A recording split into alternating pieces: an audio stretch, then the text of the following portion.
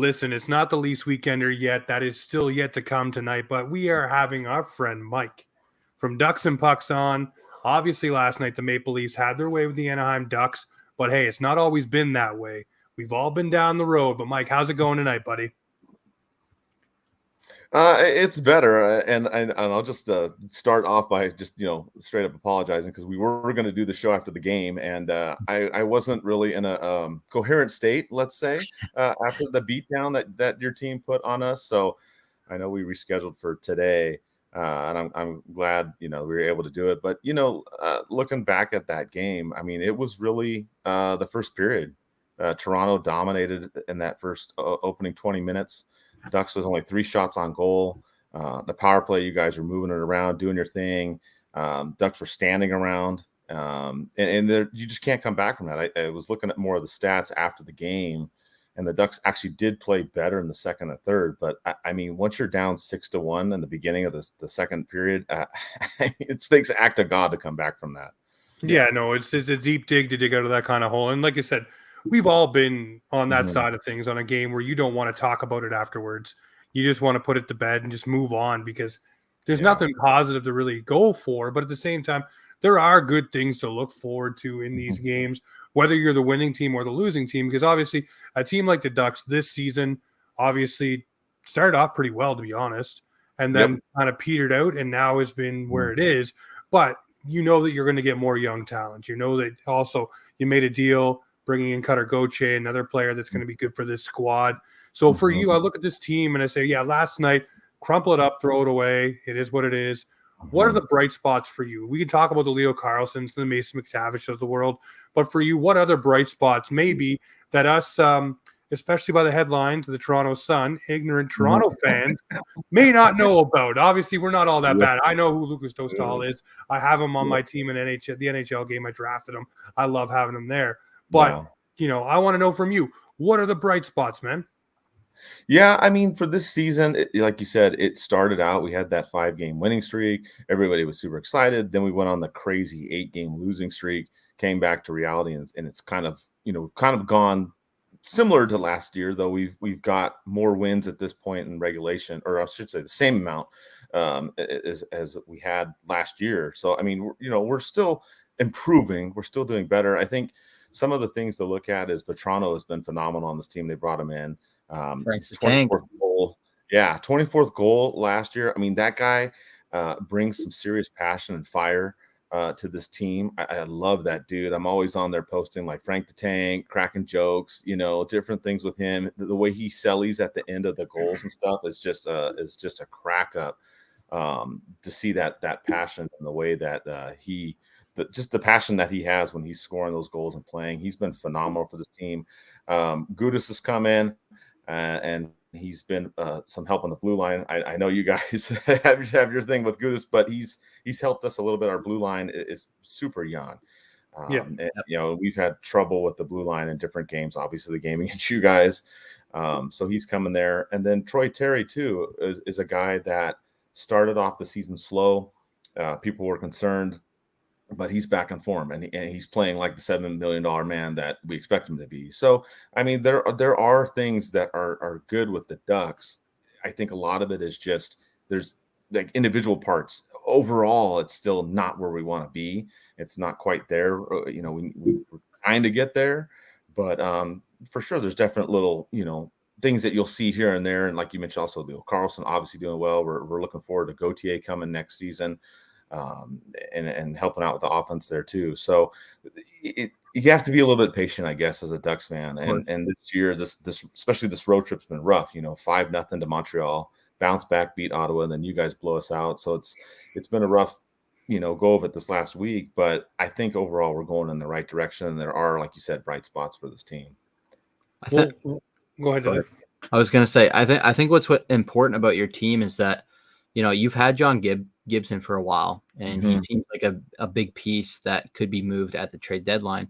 But yes, I think what's very confident in knowing that you guys have a young team coming up is that Lucas Dostal has taken the position of, I can take this net at any point when Gibson leaves. And I think that's a huge relief for you guys knowing that you guys have somebody that you can rely on when the young squad kind of steps up and starts kind of kicking into gear.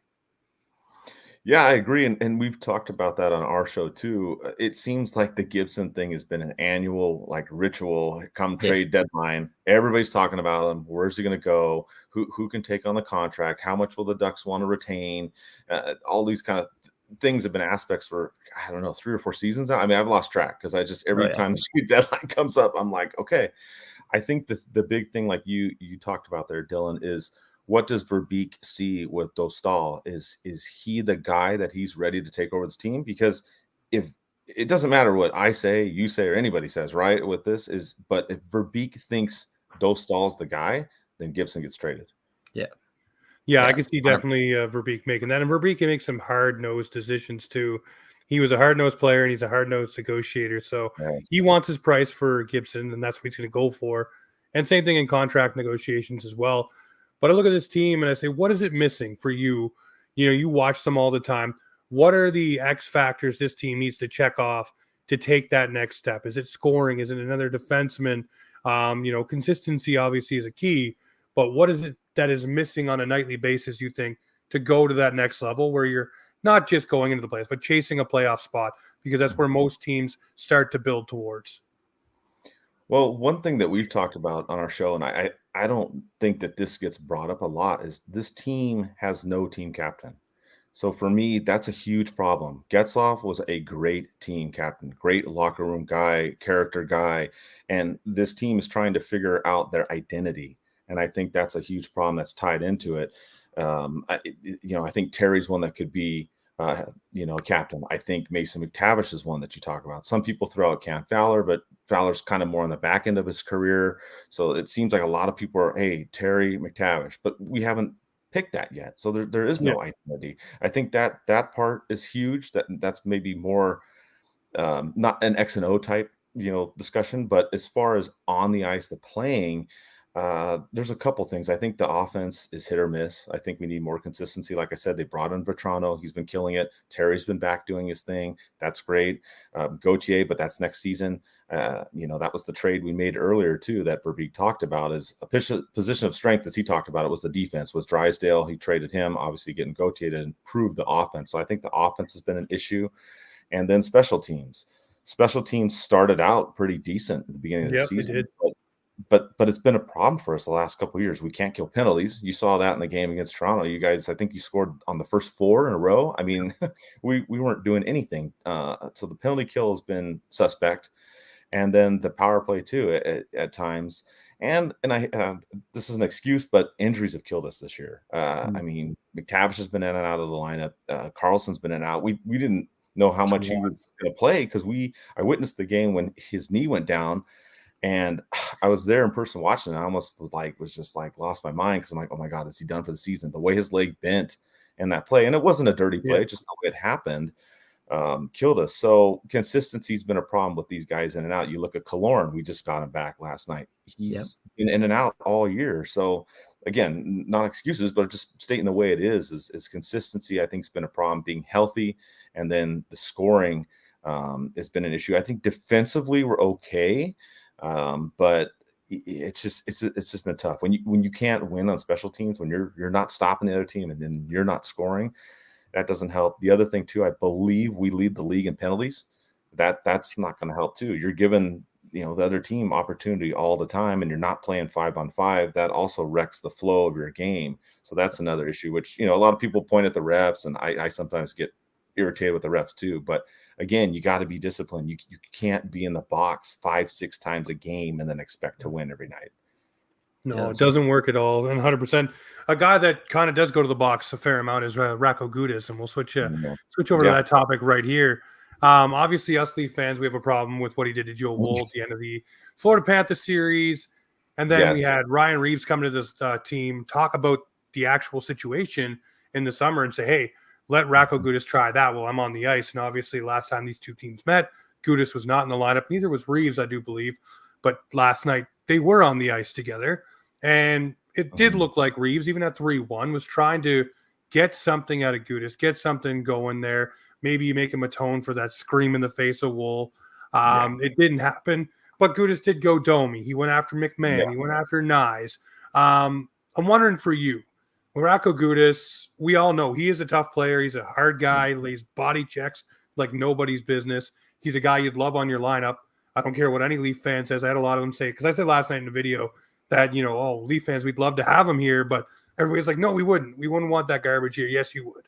You'd love to have him on your back end because he's physical and plays that way. Yes. But at the same time, last night with Ryan Reaves, he didn't want none of it. He really didn't. Yeah. And I'm wondering for you, when you got a guy like Gudas, and I asked Cam Jansen this actually earlier today, do you do-si-do with Reaves and just get it out of the way? Basically, Reaves is coming for you for what you did last year when neither of you are on the teams you're on now. But even still, Reaves wants to be the cop of the team, police it right. And he tried to goad it last night, but he didn't get it. Domi did, and Gudas took care of him, no problem. But I'm wondering, should have Gudas just went with Reaves and got it done and over with and probably simmered that all down early, and maybe they could have switched it back to trying to get back in the game when it was 3-1. I agree with that. I'm kind of old school. My podcast co-host Eddie and I, we talk about this. We're really big into the fighting and the code and whatnot. I know that the league seems to have kind of gotten away from that, try to tone it down a little bit. But I'm of that mindset that you mentioned, James. If you have this issue between two players and it's something that's been pent up, hey, just drop the gloves, knock it out, get it out of the way, done and over, and we move on. I don't think dragging it out helps anybody because obviously there's that issue there. We all know it's there. Going back to the playoffs last year, of course, it's there. So, just to me, just handle it. It's the ice justice, to just you guys go at it. And then you're done. You dust each other off, and you go back. You do your 5 minutes in the box, get back on the ice, and then it's over and done with. I think at that point, Reaves would have stopped chasing him around, right? I mean, yes. And it turned the tide a couple times for the Leafs as well, because there was a time when they mixed it up on the ice there for a second. The refs got in the way. Someone else from the Ducks jumped in, and that player from the Ducks got tossed out. And Reaves got to sit on the bench and still be in the game, right? Didn't go to the penalty box or anything. So it really did impact the game throughout the entirety of it. If, like I said, if you would have dropped the gloves in that first period when it was 3-1, when he first challenged you, then it's done and over with. Yep. Then the rest of the game is in front of you, and you don't have to worry about, hey, Reaves is going to keep trying to hunt for me, which I don't care what anybody says. That's in the back of your mind. You're looking over your shoulder if you're on the ice saying, okay, is Revo coming? And I know Gudas probably isn't scared of anybody, but at the same time, you still want to be able to focus on your own game and not worried about a guy coming and trying to scrum you up and rough you up and, draw you into a fight. So if the fight's over with, you can really focus on the rest of everything else. So for me, I was like, man, you should have just dropped the mitts, even if it was a wrestling match, and then it's done. Yes. Then you both just dust it off and walk off. There's also got to be some anxiety that you're holding on to the entire game if you're not dropping the gloves. That's just my opinion. Yeah, no, you're right, and I mean you're both touching on the same idea. Is okay, you know that this could be coming, it could happen. You have this guy after you, and whatnot. Right, wrong, or different, whatever. There's this tension. You want to settle it. I would rather settle it because, I mean, to me, if I'm playing now, I'm going to be a little bit off my game. Like you talked about, Dylan, I would have a little bit of anxiety because I'm like, dude, this big guy's coming after me. We knocked him out of the playoffs last year. He wants a piece of me. Which play is he going to crush me or come and attack me? It's like, just do it and then done. Go focus on the game, because to me, you do get distracted, and then you get into situations like you brought up, James. The problem for us is we draw these penalties, and we draw a lot of them in frustration, and we do stupid stuff here and there. And then it ends up hurting us too, because now you have a situation, you get in a little scrum, someone else jumps in, that person's out, and then we're shorthanded. Just end it, get it done, and then you can focus on the X and O's and playing the game.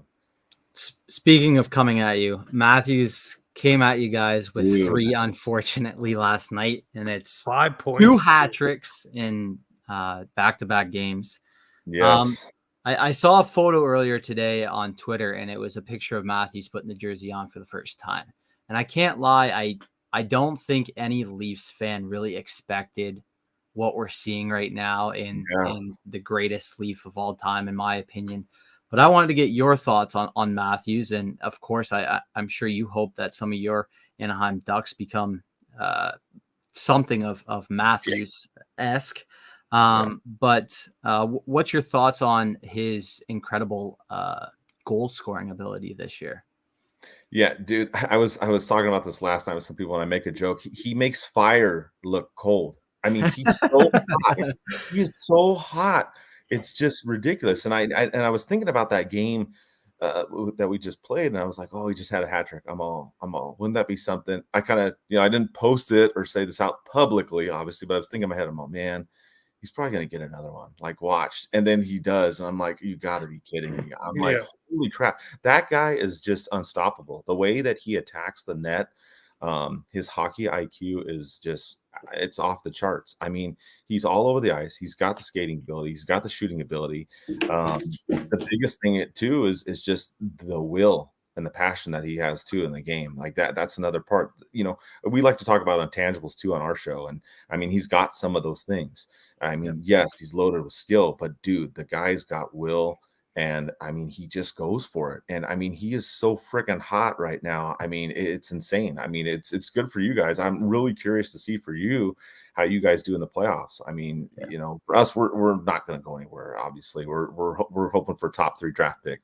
But for you guys, I'm really curious. I know you guys have everyone jokes about the Stanley Cup drought and all that stuff. Yeah. I know, but I mean, the way you guys are going, you're making noise, you're doing damage. I know the goalie thing here and there, but you've had Jones. Now he's been playing pretty decent lately. I mean, and I remember him from the San Jose days, and he was always a nemesis for the Ducks there. So I think for you guys, that's my only thing. If you guys have solid goaltending, I think you guys can go far. Look at the Vegas Knights. Love him or hate him, Adin Hill is not a top 5 goalie. He's not. I mean, I love the dude, but he's not. And look what they did. So you don't necessarily need a top 5 goalie to win the cup. It goes back to yes, and it goes back to what we talked about earlier. You got to be able to score in and out of the game. You got to be able to win those battles on special teams, stay out of the box, and then if you have a goalie that's hot, dude, you can go far. And you guys got talent on your team. I mean, there's no doubt about it. I mean, I can see you guys doing some serious damage in the playoffs. Yeah. Well, that makes me excited, obviously, because we want to see a run for these guys for once. And a lot of people are starting to say that. But here's the thing for me, for Matthews, the goal scoring is impressive. But the other parts of his game are starting to grow as well. The leadership qualities, the first on the ice, last off the ice of practice, really starting to fine tune. And when he scores goals, not a lot of people point this out, but he skates down to whoever's in net and fist bumps them as well. Yes. Just pumping up the goaltender as well, making sure they feel included, making sure guys. Last night, he was getting Bertuzzi a goal. No matter what happened, he waited until his body turned the right way and snapped that puck so it went off him and in the net, the bust a slump. So he's starting to get those other things to his game, and his 200-foot game has grown as well. He's one of the best at stripping the pucks off guys. And if he can rub that off on Matthew Nyes, the guy riding shotgun with him as a rookie, I'm not too sad about that. But, yeah, I'd love to see him and his scoring prowess maybe pause a little bit. I know Leaf fans, you don't want to hear that, but save a few cookies for the playoffs. But let's just keep you healthy for the big dance and score a few more that way and become a leader in something else there, break another record or something in the playoffs. We'd love to see it. But something that happened last night that the Leafs have a good record in is challenges. Yeah. And I remember I was watching your tweets last night, getting ready for us to talk, and I saw you. Why do you challenge it when you're up? I think it was 8-1. Yeah, it was 8-1. And for me, I look at it, and they said it on the broadcast, but then I looked at the stats and stuff. It does help the goalie stats for one. Yeah. Obviously for your goaltender, and you got to also. The other thing is the Leafs have always never been really a stand up for your guys, rah. Since the Riley thing, there's been more of that for this team, but also that was Keefe standing up for his goalie and saying, well, we're not just going to be like, it's 9-2 or 8-2. Go ahead, take the goal. We'll move on. Obviously standing up a little bit. Did you, now that you've seen it from kind of both sides of it, do you still take umbrance with it? Or is it, you got to challenge where you can challenge? Yeah, I mean, like I said earlier, I was a little bit buzzed up at that point. So I probably wouldn't have posted it, but I was just so frustrated last night. I was just like, that's I'm usually pretty mellow on X, Even kill. formerly known as Twitter. I'm usually not the one on there like going off about refs, and I mean, I'll post videos of something and be like, oh, there was no call here, or I'll post it and say, hey, this is a big hit, and then I'll let the fans on there chime in, and they can repost and be like, that's a BS hit or dirty hit or what.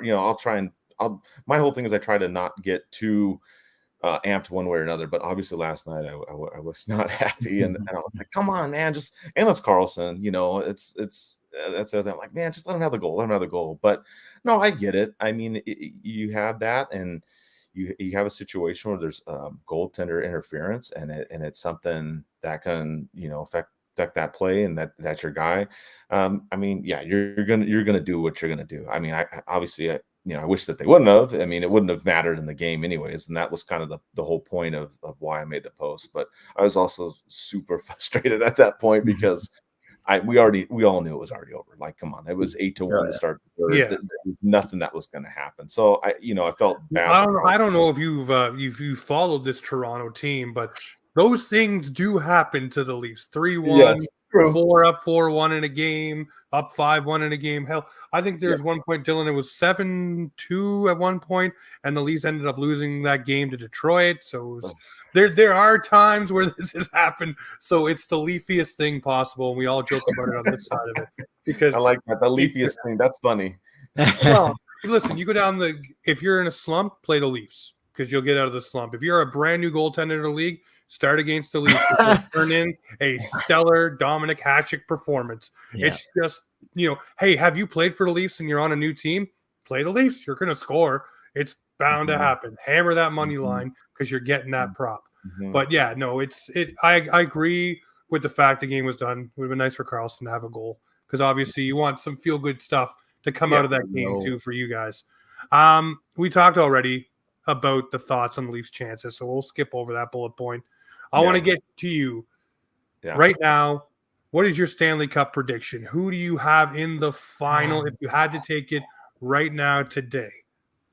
That's tough. It's funny because I'm looking over the standings right now and I'm thinking about it. I'm just like, man, I mean, Vegas is still there. They're still up in the mix. You've got Florida still up there in the mix too. I mean, I like Boston. Obviously, we know what happened with them. The Rangers, that was a crazy game today in the Stadium Series. I saw that.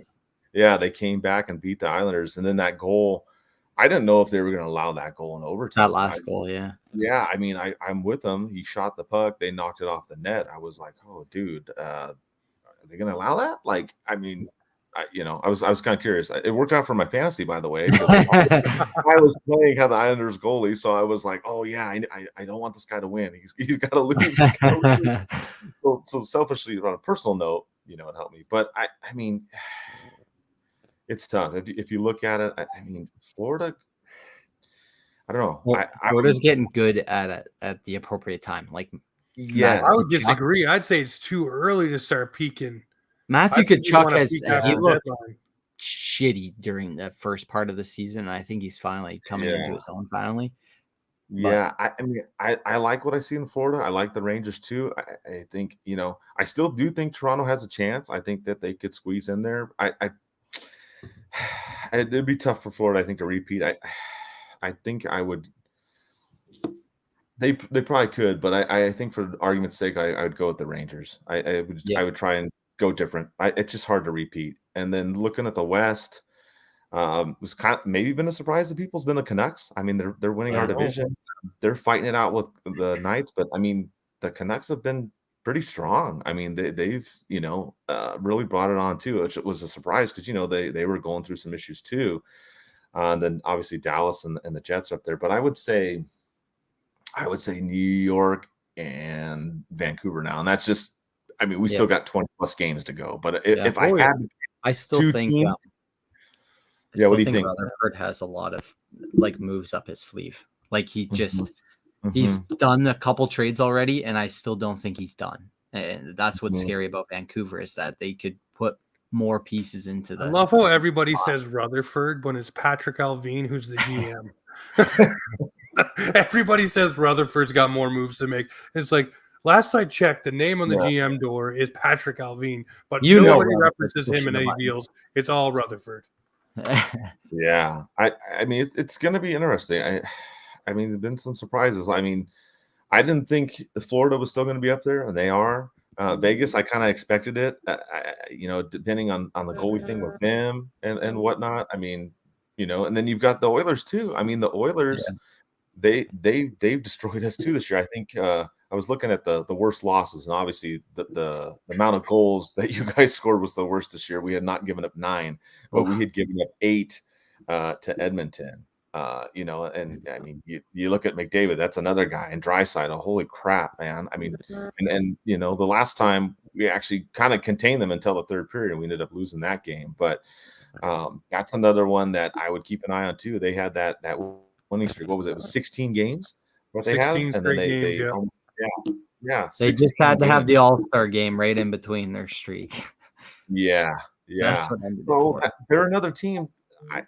They could get past Vegas and Vancouver in the playoffs, and I mean they're right there in the mix. I mean they're all battling it out for first. They're only a couple of points apart between those three. So I'm really curious to see how I think it'll be somebody in the Pacific. That's what I think for the Western Conference. I think between those 3 teams, it'll be one of them. I like what the Stars are doing and the Jets, but I mean, I think they can go far too, but that's really what I think. I think for the East, though, you guys are it's going to be a battle. It's going to be a big time battle in the East. Yeah, it is going to be a huge battle, and that's what we love to watch. But obviously, for the Anaheim Ducks right now, it's kind of, hey, let's be competitive, but let's make sure that we don't lose sight of getting a good pick. And I'll say that as a Leaf fan for many, many years, I watched this team get hot at the wrong time and pooch themselves out of a top 5, top 6 pick by missing the playoffs by 4, 5, 3, 2 points. And really, they had no business being in the run that they were on. They should just slide back, get some good players. But it worked out in the long run for us so far. Hopefully there's something good on the horizon. But I want to thank you very much for taking the time, parking some time with us to talk some Ducks Leafs. I really want to get you back on towards the playoffs and pick your brain some more. Obviously, right now the Ducks won't be there, but still, you'll be able to see all the Western teams and give us a little bit more in-depth on what those guys are doing. And maybe the Leafs and Ducks become trade partners and we grab an Adam Henrique off you. You never know. And that's talking trade stuff. I that's the number one guy I believe will be moved by our team. I think he's gone come trade deadline. And I think you guys are going to get a pretty good bounty for him because right now the center market is kind of thin, to be honest. Yeah, because you saw those couple other trades and they're pretty good. And I mean, Henrique's a rental, but I mean, I think that we can definitely get something good for him. I know Vertrano's name's been thrown out there. I don't want him moved. I don't think he'll get moved, but I don't want him moved. I mean, yes, his price would be very high, but we need scoring like Verbeek talked about, and that's why he went out and got Gauthier. I mean, Henrique, don't get me wrong, that guy, I love that dude because he can play center, he can play wing, he wins faceoffs, he does a lot of things. But the problem is we're in his final year of his contract, and I don't think Verbeek's going to extend him. So if you're not going to extend him, let's get something for him to help us with this rebuild. So those are some of the names. Obviously, we mentioned Gibson is another one to look at, and we'll see what happens with that. But I definitely think for us, come trade deadline, we are going to be busy for sure. Yeah, and we could trade. Interesting to see. Trade deadline's always a fun day. Everybody parks some time to sit in front of their TV and watch the tickers as it goes, or sit on X and just keep refreshing rapidly. Making sure you have the right people you're following, not cheap accounts as well. But Mike, I want to thank you very much. You took the time to sit with us today, chat some Ducks and Leafs. I appreciate it, my friend. Where can everybody find your stuff and make sure they jump on your page as well? Yeah, just for us, everything is all the social media. It's Ducks and Pucks, but it's Ducks, the letter N, and then Pucks. So it's not the full word and. It's just Ducks and Pucks on Twitter or X. Also, ducksandpucks.com. Same thing on Facebook and Instagram. We run all the big social media stuff, just like everybody else does too, as well. And thanks for having me on the show. I'm glad we did it today. Yesterday probably wouldn't have been a good time. No worries, man. Well, like I told you before we jumped on, there was not going to. It'd be good nature ribbing. Nothing. Bad or ripping, having fun. But ladies and gentlemen, thank you very much for tuning in with us. This is Offside Hockey Talk, where the Maple Leafs and hockey come to talk.